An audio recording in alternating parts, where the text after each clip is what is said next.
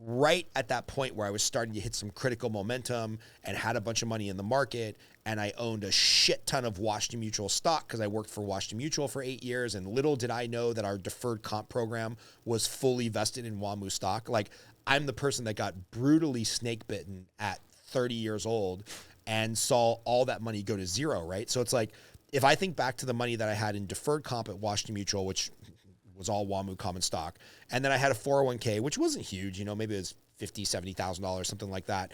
And then on the way down, because all of my, compadres had never seen a bank fail, like that didn't happen. We were doubling down on IndyMac stock and WAMU stock and whatnot. And we just picked the wrong ones. Like, had I picked Citibank and Wells Fargo instead of WAMU and IndyMac and whatever, I would have recovered nicely. But as it is, all that money went to zero. So, because I'm a glutton for punishment, I've extrapolated that out. Like, had I still had that 150, oh, you just cut my mic off. Had I still had that 150,000 at 30 years old, that's supposed to grow to a couple million by the time I'm retired. So then, of course, I've made the investor dummy mistake number two, which is like, now I've stayed out of the market too long. So I don't know, because it's like every time it goes up, well, now I'm just like, well, now it's going down. Right. Now it's going down. And this is where I'm admittedly hypocritical, because I'll have a conversation about, it doesn't matter when you purchase, even if the home value goes down by 50%, as long as it's a long-term horizon, you're going to be okay. I know it's the exact, I've talked to multiple financial advisors that tell me the exact same thing. As long as it's a long-term horizon, you're going to be fine. And I know that that's true. It's just, I can be less emotional in my own industry and say, no, it's okay. And when I bought my house, I was totally okay and expected, quite frankly, for my home value to go down in the next year or two, which it hasn't. But when I bought it, I was okay with it. And I don't know what it is, but as far as the market investing, it just scares the shit out of me to do that and have the investment go down by 50% overnight. And I think it has something to do with the fact that it's borrowed money on a loan for your house versus it's like my hard-earned money, and I've been a miser and, driven the same car for the past 6 years and, really saved. And the idea of putting it in the market and then that real cash going down by 50% is scary. So, of course, I want to time the market and buy when the market is down instead of buying when the market is up. But I know it's the exact same logic. Put it in, and in 30 years, it's going to be worth way more than what you put in.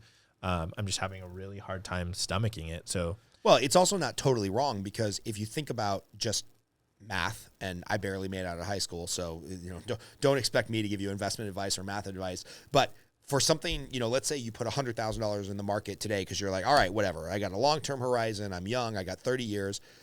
If that 100,000 goes down by half and you're now 50,000, you've got to have 100% return on your money going forward to make up for the 50% loss. So it's kind of like that Warren Buffett thing of like, rule number one, don't lose money. Rule number two, see rule number one. It's like, if you just enter the market with a big amount of cash, it's scary, right? And it's scary whether you're doing it in real estate or the investment markets or whatnot. So, whether you go to that classic dollar cost averaging where it's like, cool, I got $100,000. I'm going to put in $2,000 a month for the next 4 years, no matter what happens, no matter what the month is. It's just going in on the first of the month and we're cool. There's got to be some strategy that somebody has come up with smarter than us. But yeah, I agree with you. It is different when you borrow the money versus like, oh, this is my cash. Right. It feels different. Right. But, and to be contrary, and then, we can go on to whatever. I feel like a hypocrite because I always give this advice on home purchases and home values that you should be okay if your home value goes down by 50%, which is dramatic. That is probably never going to happen again in our lifetime. But then yet when I have conversations with financial planner about putting your money in the market in the long run, it's going to be okay, just like home values are, I feel hypocritical because I was looking and doing some math, and let's say you have $100,000, I think was the number that you were saying. If you have $100,000, you put it in the market, and then it immediately goes down by 50%, and then it gains 10%, which Dave Ramsey says the market constantly does 12% on return. So, but let's just say 10%, and it gains 10% each year on average. It works out the exact same way as if you put the $100,000 in, it gained 10% for 5 years and then has that dramatic 50% decrease. Works out the same way if it happens in 5 years and then gains from there, or if you put it in immediately and then goes down by 50% and then starts getting 10% from there. So that's why I feel like a hypocrite. Yeah, you are. By the way, Dave Ramsey gets his crystal ball from Kmart, so. Yeah. So let's talk about this real quick on the Dave Ramsey versus Rich Dad, Poor Dad. You know, you and I have had this debate many times, Cole, about the Dave Ramsey. And I think for most Americans, being debt-free is a godsend, for lack of a better term. Why don't you talk a little bit about the Dave Ramsey plan, and then maybe talk about where it works and maybe where it goes too far? Yep. So Dave Ramsey, I think 90% of Americans, if they follow Dave Ramsey, their life would improve dramatically. I think there's a 10% that are more savvy, or the rules still apply, but they can get a little bit more creative than, you know, the average American. And that's not to be elitist. I think it's just a matter of priorities and what people are interested in. I think a lot of people really don't care about finances as long as their family's being taken care of. So, but yeah, so Dave Ramsey, step one is emergency fund of $1,000, because 70% of Americans don't have $1,000 for an emergency, whether it be something happening with their car. Step two is getting out of debt. Right? So you list your debts from smallest to largest, and you start paying off the smallest debt first. That's what he calls the debt snowball.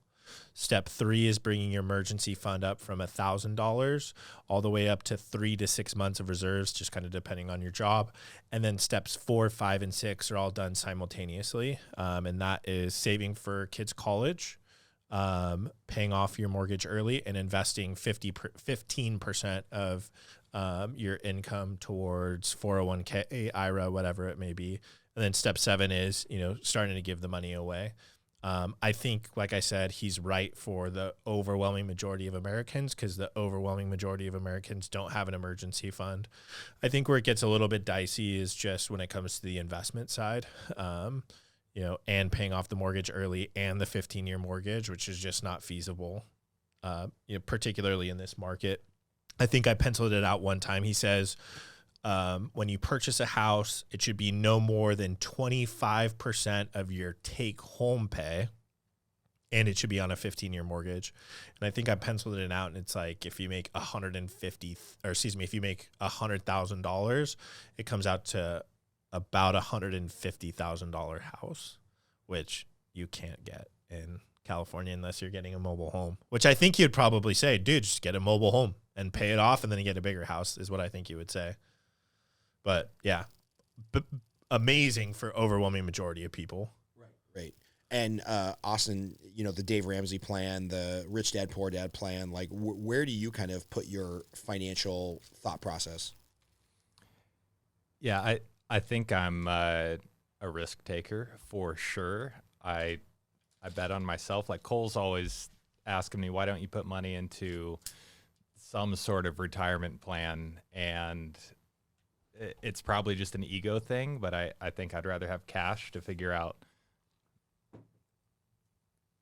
how to make that money work for me where I've got kind of a disproportionate advantage, and that's in real estate. But I think for most people, yeah, Dave Ramsey's solution is fantastic because it is a plan. It's a plan that's much better than just you earn so much and you spend so much and every month looks the same and you're kind of stuck in this wheel of never actually advancing anywhere with your finances. Yeah, it's interesting because I kind of agree with you, Austin. Like, I'm a big fan of reinvesting in my business, whether it's the mortgage business or the coaching business or trying to build this podcast. And yeah, I agree that I've spent a majority of my adult life frustrated that I was in debt and I had credit card debt or personal debt or bad loans or whatever the case may be. And I feel like a lot of Americans, if they invested in themselves, would do substantially better.